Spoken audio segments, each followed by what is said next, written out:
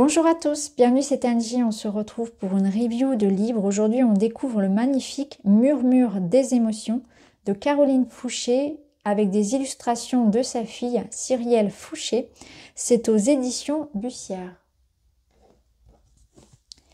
Murmure des émotions. Avez-vous déjà interrogé vos émotions, vos ressentis ou vos sentiments?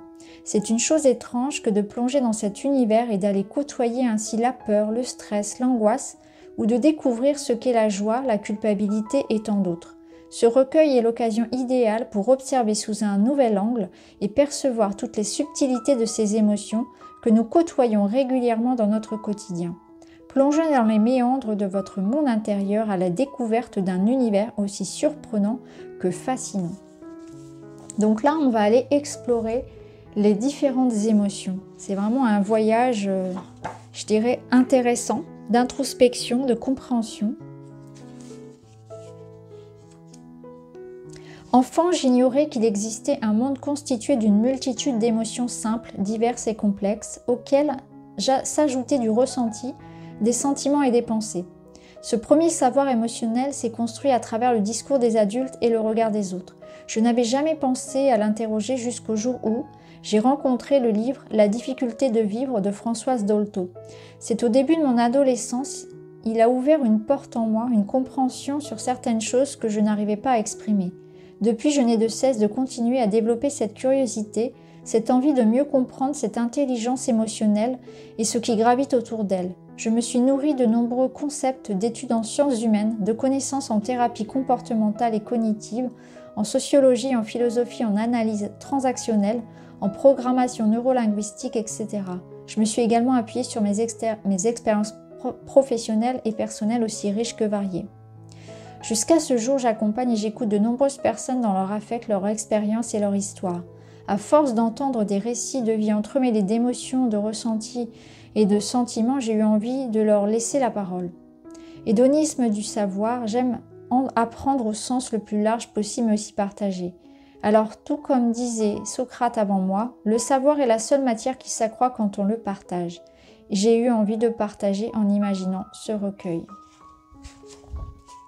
Donc là, on a un petit peu le mot de la créatrice, de l'auteur, qui nous explique le cheminement vers la création de ce livre. On a également un mot donc, de l'illustratrice qui est sa fille, donc sa fille Cyrielle.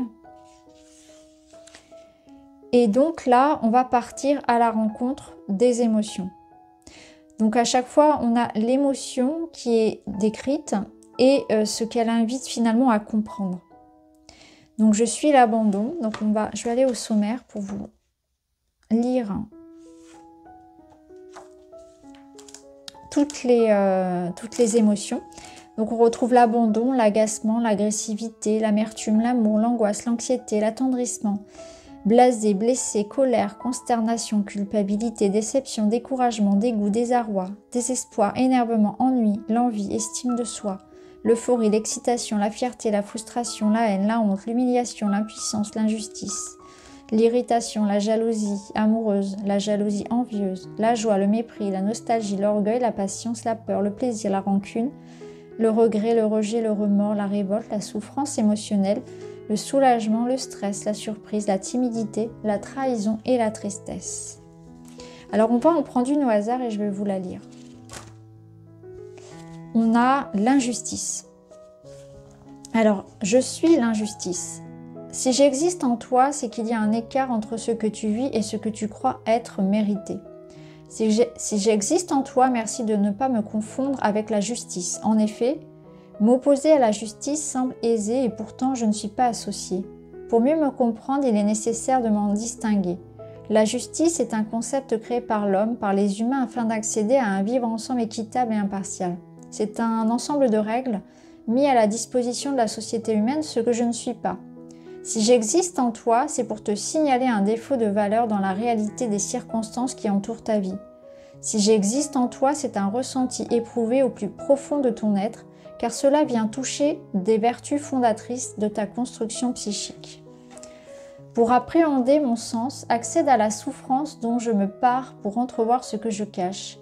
Pour dissiper mon trouble, conçois ce qui manque de sens, de justification, qui heurte ainsi tes propres valeurs. Ton apprentissage du concept de la vie en dépend.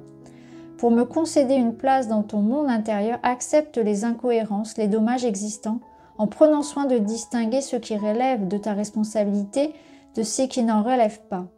Pour m'apprivoiser, mesure mon intensité et exprime ouvertement et simplement l'écart ressenti entre la situation vécue et ce qui te semble juste. En somme, considère-moi comme une variable d'ajustement entre ton monde intérieur et le monde extérieur. Donc voilà ce qu'est l'injustice. Et ensuite, vous avez une petite citation. « Chaque homme tient l'infini dans le creux de sa main. » William Blake.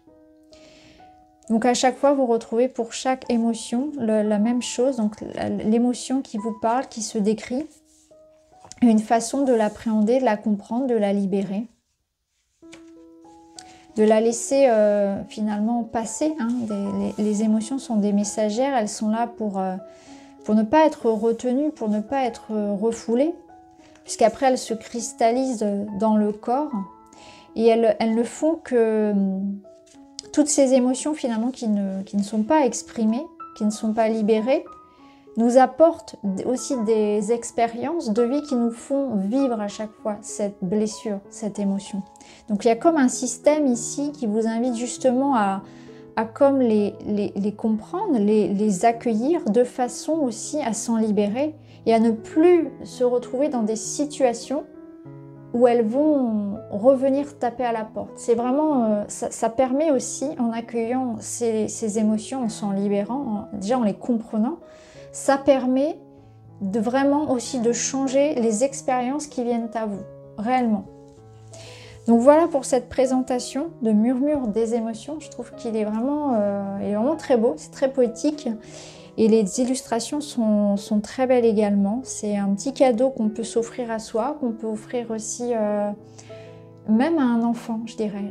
On peut aussi le lire à un enfant, amener en fait à un enfant, pas forcément en bas âge, mais un jeune enfant, un jeune adolescent aussi. Ça peut être intéressant Parfois on a du mal, les adolescents ont du mal aussi à contenir. Hein. Il y a énormément de choses qui les animent et c'est pas forcément évident de mettre des mots dessus ou d'avoir il y a toujours beaucoup de pudeur et c'est pas forcément évident non plus d'en discuter avec un adulte, donc ça peut être un moyen d'amorcer en fait la discussion. Donc voilà pour ce livre, Murmure des émotions de Caroline et Cyrielle Fouché aux éditions Bussière. Je vous remercie de m'avoir écouté. N'hésitez pas à me dire en commentaire si le livre vous touche, s'il vous parle. Je vous embrasse les amis et je vous dis à très vite.